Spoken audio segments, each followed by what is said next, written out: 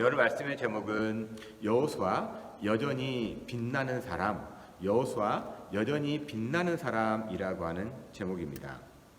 우리 서론 한번 말씀에 들어갈 때요. 먼저 서론 한번 살펴보겠습니다. 노인은 돌봄의 대상이지만 어른은 존경의 대상입니다.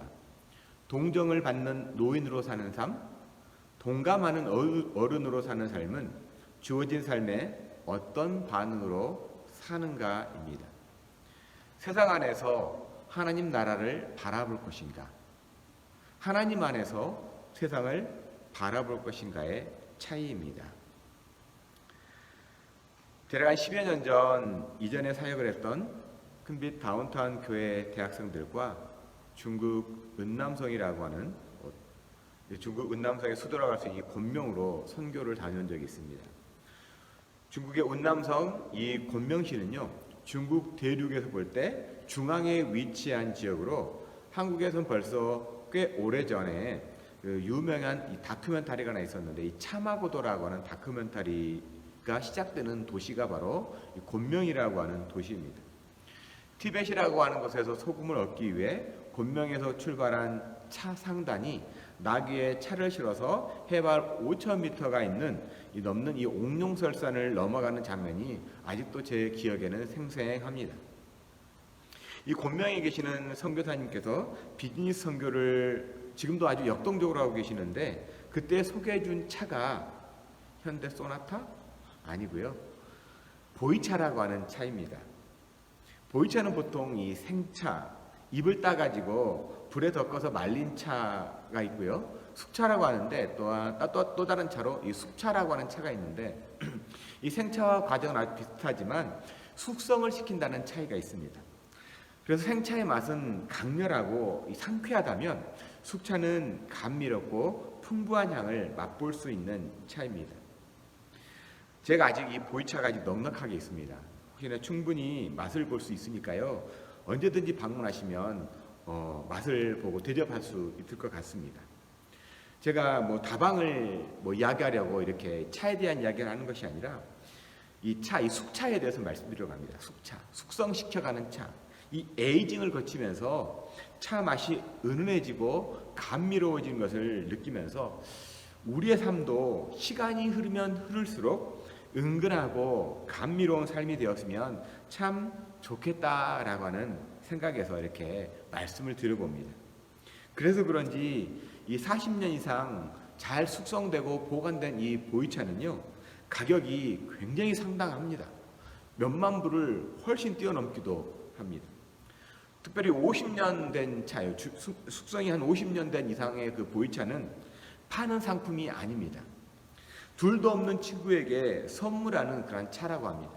가격으로 따질 수가 없기 때문에 아주 귀중한 차이기 때문에 그거는 파는 차가 아니라 선물하는 그런 차라고 합니다. 이런 의미에서 새것, 날 것이 좋은 것일 수도 있지만 나이가 들어간다는 것, 즉 숙성된다는 것은 그야말로 우리 삶에 아주 중요한 인사이트, 통찰을 갖게 하는 것 같습니다. 단지 시간이 흐르고 나이를 먹었다고 다 통찰을 갖는 것이 아니라 삶이 잘 숙성이 될 때 통찰은 저절로 이렇게 따라오는 것 같습니다. 그렇지 않고 시간이 흐르고 나이를 먹었지만 숙성되는 것이 아니라 썩어버린다면 그 누구도 가까이 하고 싶어 하지 않을 것입니다. 이처럼 이 썩어가는 노인을 지향하는 삶이 아니라 잘 익어가는 어른이라고 하는 목표를 향해 달려가는 우리의 삶, 우리의 인생이 되었으면 좋겠습니다. 누구나 다 세월을 살고요, 또 나이가 들어갑니다.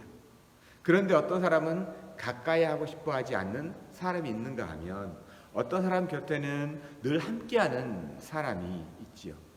어떻게 하면 이러한 삶, 어른을 준비하는, 그리고 어른으로 살면서 또 어른으로 변화되어가는 삶이 가능할까요?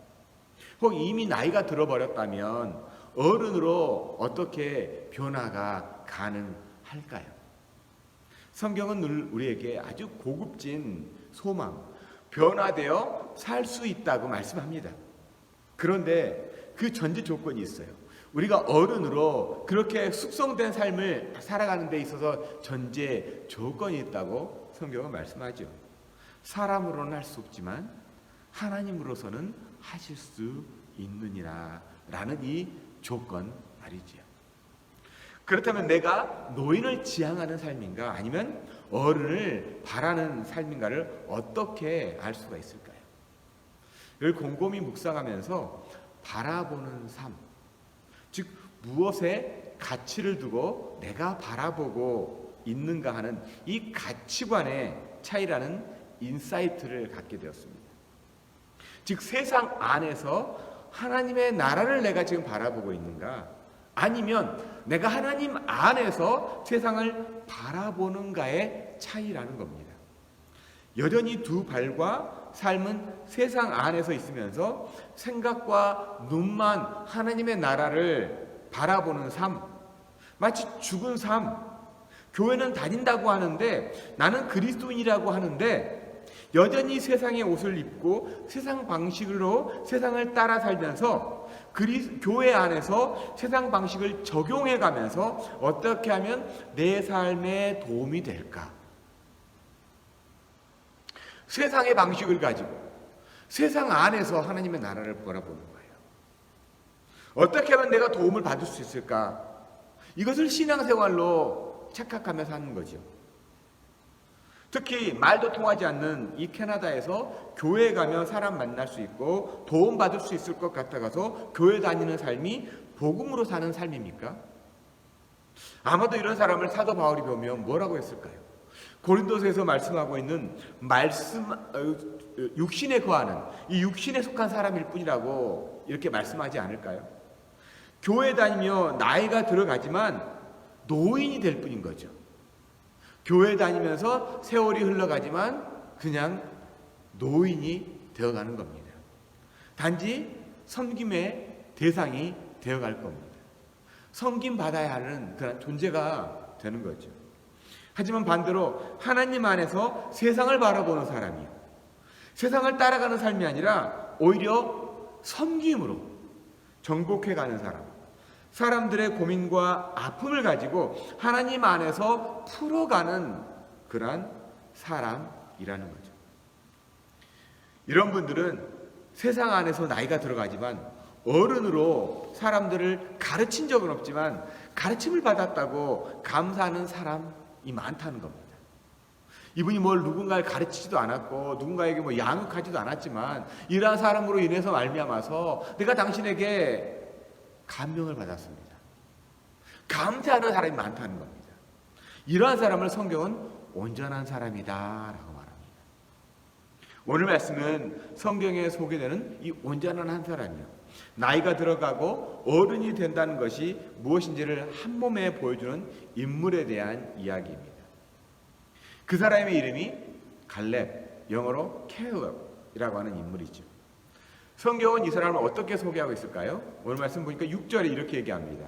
그때 유다의 자손이 길갈에 있는 여호수아에게 나오고 그니스 사람 여분네의 아들 갈렙이 여호수아에게 말하되 여호와께서 가데스 바나에서 나와 당신에게 대하여 하나님의 사람 모세에게 이르신 일을 당신이 아시는 바라. 이 사람의 출신이 유다 자손 그리고 하나 더 붙어서 그니스 사람이라고 소개합니다. 잘 생각해 보시면요, 그냥 유다 지파 누구의 현손 누구의 아들이라고 보통은 소개하죠. 어떤 사람을 소개할 때요. 근데 유다 조선이긴 한데 그니스 사람이라고 콕 집어서 소개합니다. 이것은 유다 지파에는 속해 있지만 원래 유다의 자손이 아니라 유다 지파에 합류한 사람이라고 하는 의미가 담겨 있습니다. 그래서 그니스 사람에 대해서 살펴보면 야곱의 형이었던 에서, 이 에서의 자손이었던 이 에돔 족속, 이 에돔 지역의 그나스 출신을 그니스 사람이라고 하는 것을 역대기를 통해서 우리는 살펴볼 수가 있습니다. 그래서 갈렙은 순수 이스라엘 지파에 속한 사람이 아니라 출애굽한 후에 에돔 후예 중에 그나스에 살던 여분네 가문이 이스라엘 지파 안으로 흡수되었다는 것을 우리는 짐작할 수 있게 됩니다. 종종 말씀드리지만 이스라엘 공동체는 이렇게 혈연으로만 이루어진 민족이 아닙니다. 민족 공동체가 아닙니다. 야곱이 애굽으로 들어갈 때 70여 명의 자손들을 데리고 들어갔잖아요. 그리고 애굽에서 400여 년 동안 있으면서 장정만 60만, 대략 한 200만 명으로 폭발적으로 인구가 증가했다고 기록하죠. 이것은 그런데 순수하게 자녀가 자녀를 낳아가지고 이스라엘 지파가 형성된 게 아닙니다. 이스라엘 12지파가 형성되기가 참 어렵습니다. 얼마나 많은 자녀들을 낳아야 그렇게 400년 만에 그렇게 될 수 있겠습니까? 이것은 이스라엘 지파 안으로 누구나 다 들어올 수 있는 열린 공동체였다라고 하는 것을 우리는 알 수가 있고, 그것을 학자들은 많이 이야기를 합니다. 그렇기 때문에 출애굽할 당시에 애굽에서 출발할 때는요, 여분네 가문이 등장하지 않습니다. 출애굽한 이후에 광야에서 여분네 가족은 이스라엘 공동체 안으로 들어와서 일정의 교육을 받았고 예식을 거친 후에 유다 지파로 배정을 받았거나 아니면 유다 지파 누군가와 혼인을 통해서 지파 안으로 유입이 되었을 수 있습니다. 그러니까 갈렙이라고 하는 인물은 순수한 이스라엘 사람이 아니라요, 이방 종족의 한 사람이었지만 야훼 하나님에 대한 신앙을 가진 사람이었습니다. 서양 사람들 그 이름 중에 제일 많은 이름은 아마 다윗일 겁니다.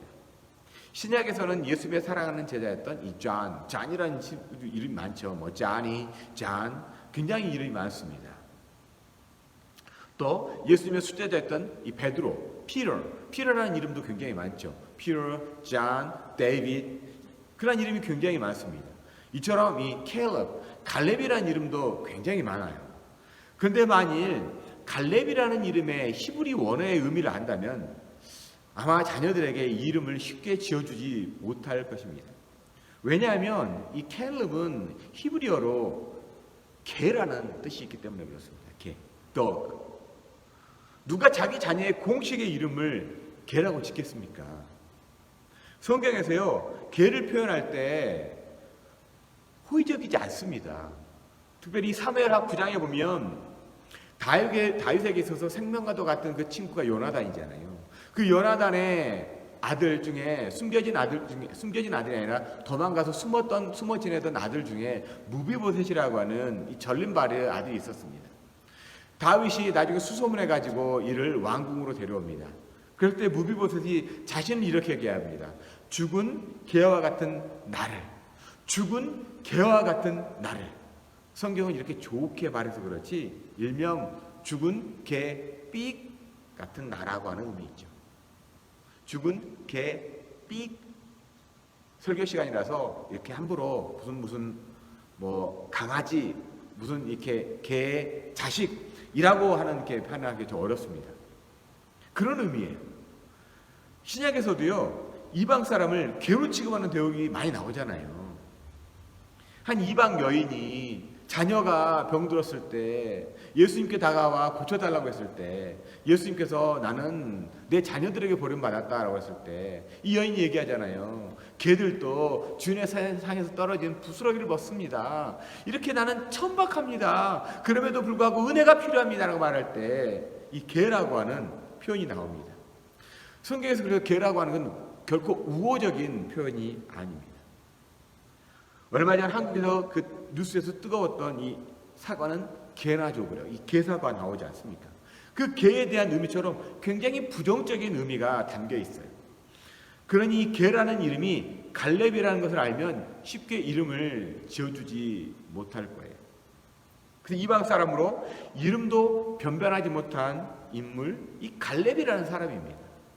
그럼에도 불구하고 성경은 이 사람을 위대한 어른으로 기록을 하고 있는 것을 보게 되죠. 어떻게 갈렙은 이처럼 시간이 지날수록 멋이 있을 수가 있을까요? 어떻게 나이가 들어갈수록 이렇게 숙성되고 이렇게 은은한 향기를 낼 수가 있을까요? 갈렙은요, 미래가 불안하지만 그럼에도 하나님 안에서 세상을 바라보는 관점, 언약을 가진 사람이었기 때문입니다. 그 말씀이 6절 말씀인 거예요. 그때 유다 자손이 길갈에 있는 여호수아에게 나오고 그니스 사람 여분네 아들 갈렙이 여호수아에게 말하되 여호와께서 가데스 바네아에서 나와 당신에게 대하여 하나님의 사람 모세에게 이르신 일을 당신이 아시는 바라.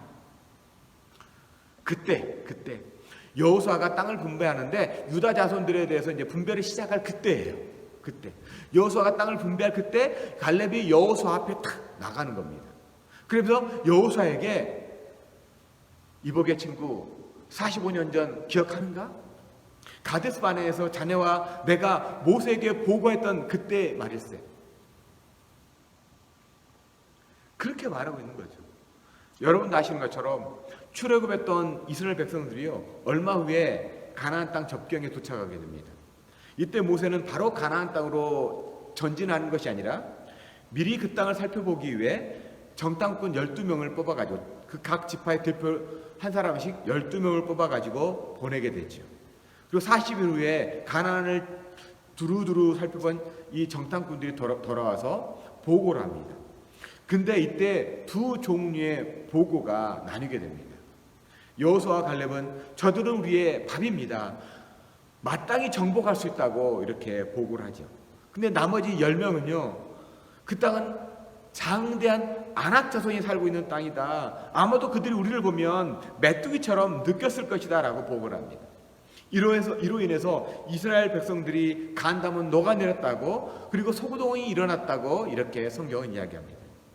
12명 중에 10명은 자신들이 생각하기에도 처량한 존재처럼 여겼던 반면에 갈렙과 여호수아는 하나님께서 붙여주신 땅이라고 하는 것을 확신했습니다. 어떻게 여호수아와 갈렙의 이러한 관점이 가능했냐라는 거예요. 이미 말씀드린 것처럼 세상 안에서 하나님의 나라를 바라보는가 아니면 하나님 안에서 세상을 바라보고 있는가의 차이라는 겁니다.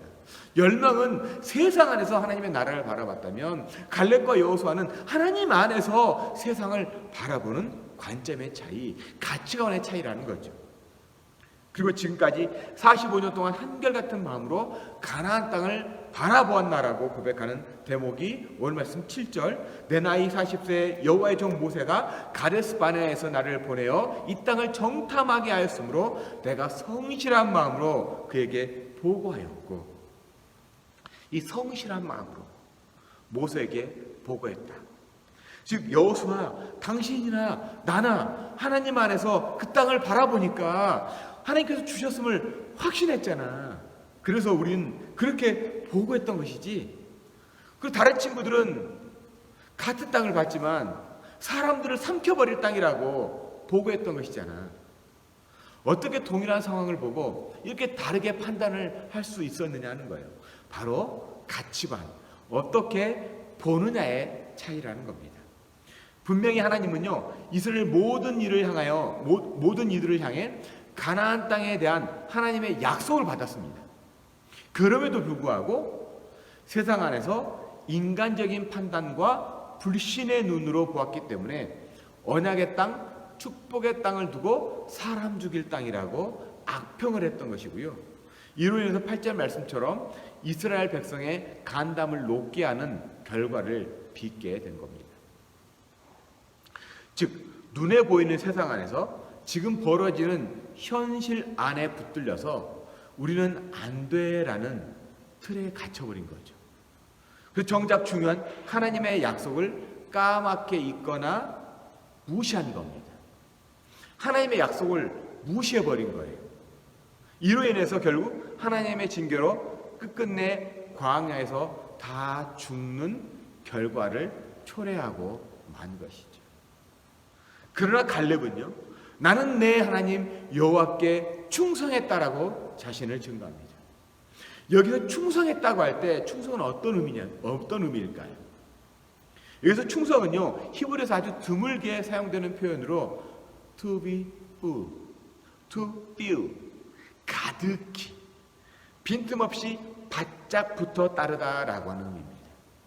이 말은 갈렙이 하나님의 말씀을 다 이루었다, 말씀을 다 채웠다라는 의미가 아니에요. 갈렙 자신의 삶 안에 하나님의 말씀으로 채웠다는 의미예요. 세월이 흐르면 흐를수록 하나님의 말씀이 더욱더 사실이구나, 하나님의 말씀은 확실하구나, 하나님의 말씀은 분명하구나 라는 걸 갖다가 채워가고 채워갔다. 이것을 갖다 충성했다라는 의미입니다. 충성은 일순간에 이루어지는 게 아니에요. 세월이 지나면 지날수록 더욱더 짙어지고 은은해지고 감미로워지는 삶이 충성의 삶이라는 겁니다. 그러니까 하나님의 언약을 그의 삶에 채웠다는 거죠. 그래서 세월이 흐르면 흐를수록 갈렙의 내면과 그의 삶은 하나님의 언약으로 빛이 나게 됩니다. 이것을 충성했다라고 말하는 겁니다. 그러니 하나님 안에 산다는 것이 바로 하나님의 말씀으로 채워가는 삶이라는 것을 그의 고백, 충성했다는 말을 통해서 간증하는 겁니다. 하나님께서요, 이스라엘 공동체에 주신 그 언약을 삶으로 채웠을 뿐만 아니라 갈렙 자신에게 주었던 축복의 말씀, 또한 분명하게 삶 안에 채웠음을 알 수 있는 대목이 바로 9절 말씀이에요. 그날에 모세가 맹세하여 이르되 내가 내 하나님 여호와께 충성하였은즉 내 발로 밟는 땅은 영원히 너와 내 자손의 기업이 되리라 하였느니라. 나머지 10명에 대해서 말하는 것이 아니라 이 갈렙과 여호수아를 향해 네가 밟는 그 땅, 그것이 바로 하나님께 주었다라고 하는 이 믿음의 확실한 것, 이것이 바로 너 여호와께 충성했을 뿐만 아니라 그가 지금까지 쭉 살아보면서 보니까 그것을 나중에 보니까 갈렙이요, 내가 충성하는 삶을 살았구나라고 고백하는 대목이라는 거죠. 내 발로 밟는 땅, 갈렙이 45년 전에 가나안 땅을 정탐하러 갔을 때 자기가 발로 걸어다녔던 그 가나안의 주요 정탐 지역 중에 하나인 이 헤브론 지역, 그 헤브론 지역을 약속받은 거죠. 그래서 갈렙은 자신이 밟았던 그 땅을 생각하면서 바로 오늘이 오기를 기다렸다라는 거예요. 버티고 버텨냈다라는 겁니다. 한번 생각해 보시면요, 약속을 받고 난 후에 하나님의 언약과 전혀 상관없이 보이는 그 메마른 광야를 떠돌아다녔잖아요. 갈렙이 45년 전에 하나님의 약속의 말씀 받았어요. 네가 밟는 땅 네가 취할 것이다 라고 하는 약속 받았습니다. 그런데 그 45년을 돌아보면 그 약속과는 전혀 상관없이 반대로 광야로 가고 있던 그러한 떠돌이 삶이었다는 거죠. 그 45년 동안 갈렙은 가나안과는 정반대 메마른 광야를 보면서 40년을 버티고 건디며 보내야 했지요. 그리고 그 이후에도 45년이나 더 가나안 정복 전쟁을 치르면서 살아왔지만 가나안의 원주민은 아직 다 쫓아내지 못했죠. 그런 상황입니다. 어떻게 보면 갈렙은 반평생을 거의 50여 년을 불확실한 미래만 보면서 살아왔다고 할 수 있습니다. 대략 50여 년 전에 유다 지파에 속한 그러한 사람이 되었지만, 그리고 하나님의 약속을 가진 그런 사람이 되었지만 50여 년이 걸린 거예요. 지금 이 순간까지 오는 거거든요. 그렇다고 뭐 헤브론을 당장 취한 것도 아니잖아요. 이제 시작이에요. 45년을 살아서 이제 시작하고 있는 거예요. 이처럼 막연한 기다림에도 불구하고 갈렙은 그 땅을 너와 내 자손이 차지하고야 말 것이라고 하는 이 하나님의 말씀을 45년 내내 잊지 않고 매일 삶으로 채웠을 뿐만 아니라 바로 지금 오늘 말씀 이 순간을 바라보며 건디고 버티며 성숙한 어른이 된 겁니다. 근데 우리는요, 하나님께서 약속해 주신 것이 있다면 내가 원하는 그때, 내가 바라는 그 시간에 이루어지는 것을 믿음이고 신앙이라고 여길 때가 얼마나 많습니까? 그것이 이루어지면 할렐루야, 그것이 이루어지면 하나님께 일하셨고, 내가 원하는 그때 이루어지지 않으면 하나님은 계시지도 않는지, 하나님은 일하시는지 의심하고 좌절하고 낙담하고 그럴 때가 얼마나 많습니까? 왜냐하면 세상 안에서 하나님의 나라를 보기 때문인지도 모릅니다.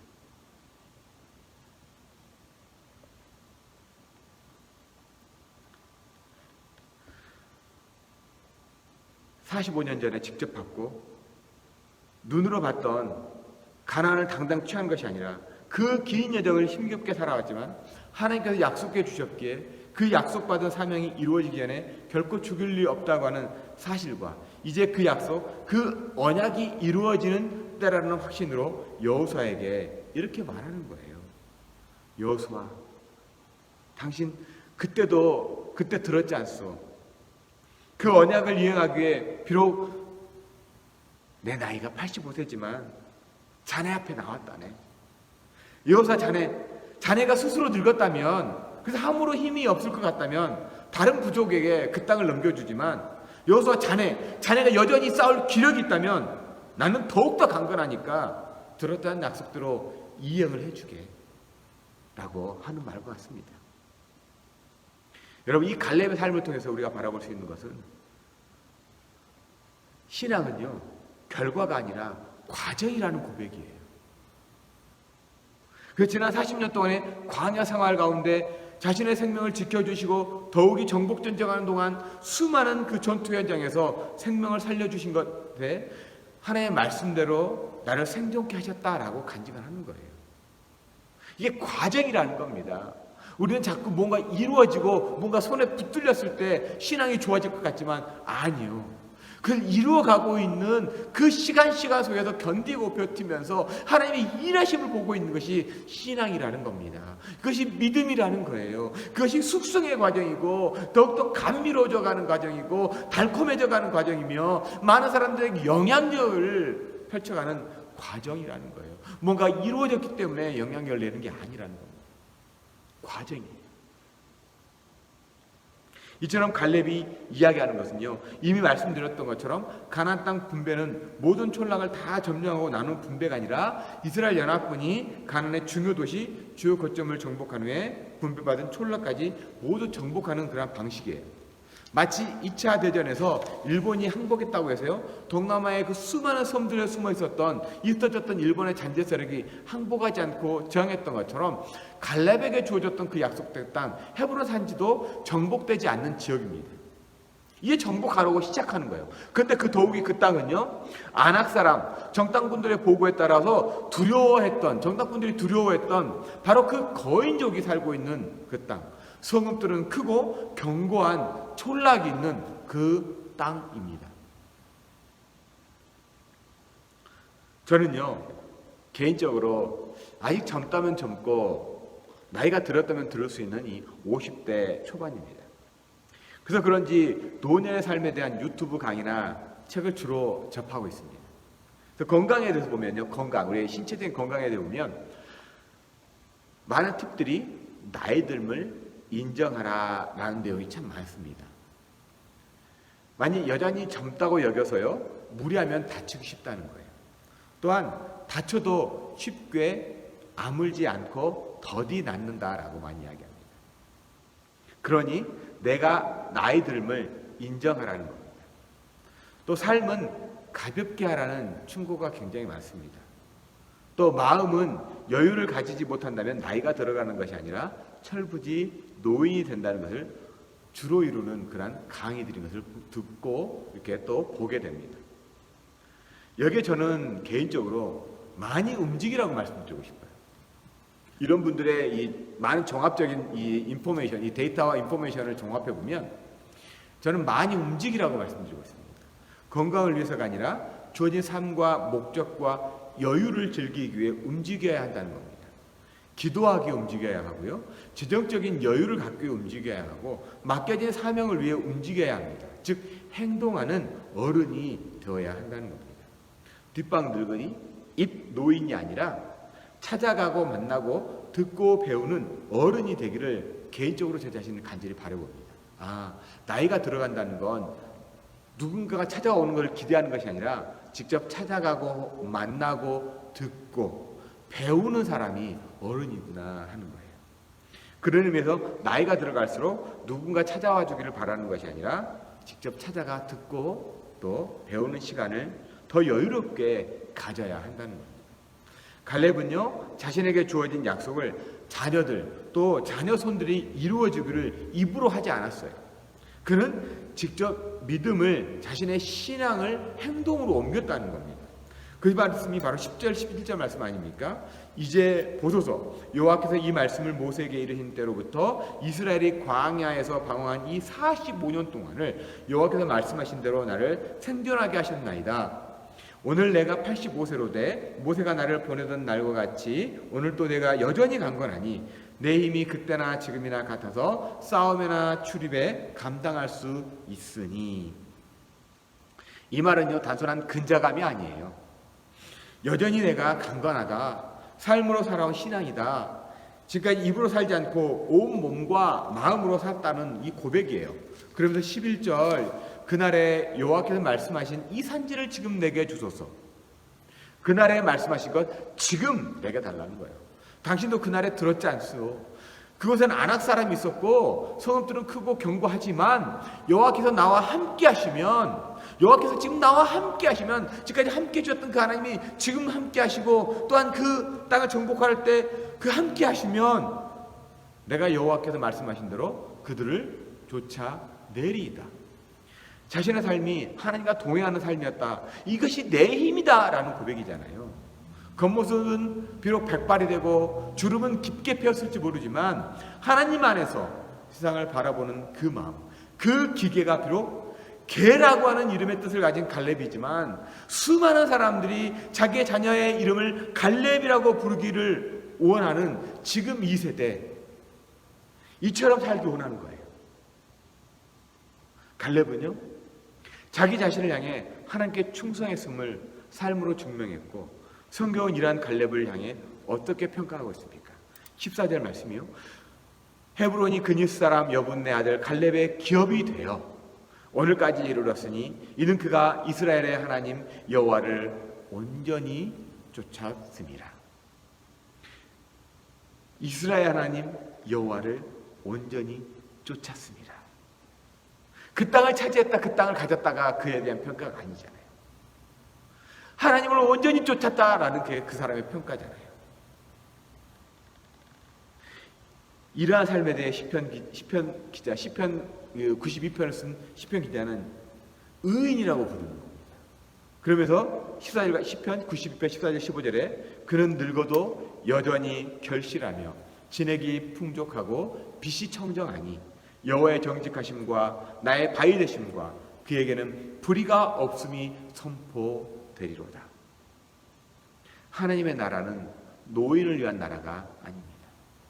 마치 영화의 제목처럼, 어떤 영화의 제목처럼 노인을 위한 나라는 없다라고 하는 제목처럼, 제목 좀 들린지 모르겠지만 하나님의 나라는 노인을 위한 나라가 아닙니다. 어른으로 살아가는 나라가 하나님의 나라입니다.